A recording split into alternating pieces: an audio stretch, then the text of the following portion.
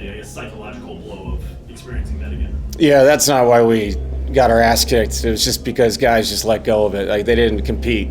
I'd say 3 minutes ago in the third quarter to all the way through the fourth, outside of Deron Holmes, I'd say nobody really competed.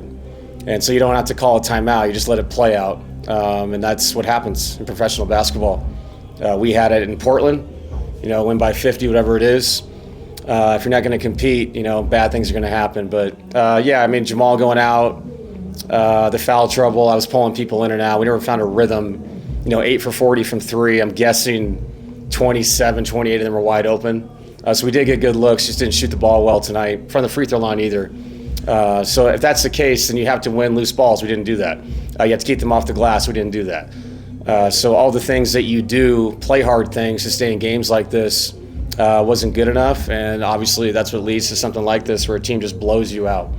So give them credit. They played well, and we sucked. I was going to ask about the rhythm and introducing three new guys back Yep. into the mix and how difficult that is for everybody, especially changing rotations and changing assignments in a game like this. Yeah, and it's not unexpected. And I've said this before when talking about getting guys back, is there has to be a patient period to this where we're still trying to, let them find their rhythm. Aaron was on an emotional high, but he's still trying to find a rhythm in a real game. I thought Cam showed signs in the second half. Spence struggled with the foul trouble. And it changes the rotation of guys and the minutes they're playing. And that's going to happen. It doesn't matter who comes back. I think everybody forgets that when Jokic came back, he was trying to find his rhythm, even him. So it's part of the whole thing. But either way, regardless of how we lost or, whatever it is, it's good to have them back. It gives you a chance to really take a look at your team over the course of the next, whatever it is, 2 weeks, and hopefully Peyton back soon. And so we can take a look at our full team. So I really liked the way we played in the first quarter. Like I said, shots didn't fall, and I thought it started to affect us. And when it affects you, things can go sideways like they did. It's a great song, by the way. David Way here in the back. How do you handle a loss like this? Do you rip into the guys? Do you just show the film? What do you do to try and get back on track? Yeah, no, I think we watched the film schematically. I just told them in the locker room that it's disappointing. You don't have to yell and scream when you talk to adults. You can just tell them the truth. And there's a professionalism in this league that if you showcase that on camera, other people are watching you. And it doesn't matter if you're in a game down 40, up 40, whatever it is. You have to showcase yourself in the best way possible as a professional athlete. They know that. But this happens in our league. You get beat, you get blown out. It's happened to every team, OKC included this year. It's part of the NBA experience. But you can lose by 20 instead of 40 if you just compete a little bit. David, two things. First, is there any early sense on whether it's days, weeks, something like that? No. I mean, they're going to check on it tomorrow. It's really sore. You guys all know Jamal. When he sprains his ankle, he usually comes back and plays. So this has just been insane. Every time we get somebody back, I feel like that game, somebody else goes out. Has nothing to do with the game. It's just the way it's been. So whatever group we have that is healthy for OKC and whatever the minute restrictions are and all the excuses, we just have to play a hell of a lot better.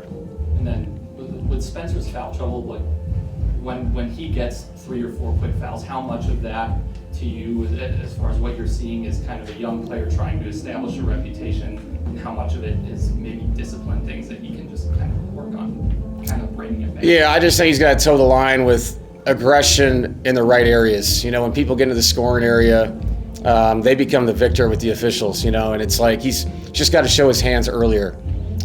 He's such a strong kid. He can really move his feet. I think he's just learning as he goes, and this will be another good tape for him to sit down, watch with our coaches.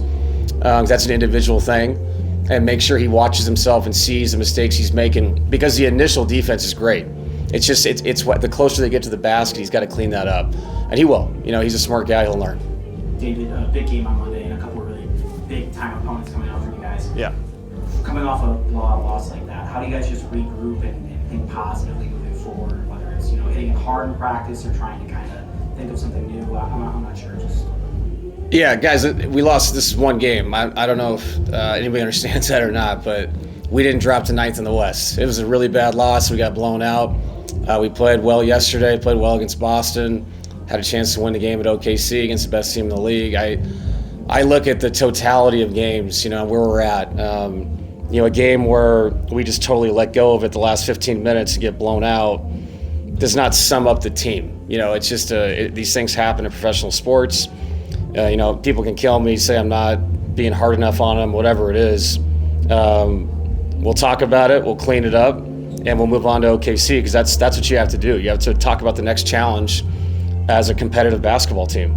And, that's just, it's part of the league. If you freak out and say this is who we are all of a sudden after all the things these guys have done throughout the season, that'd be a mistake. Judging by the Knicks celebration, looks like they were hoping for such a big win tonight, but at the halftime it seemed like he started really well. At halftime there was only a small difference.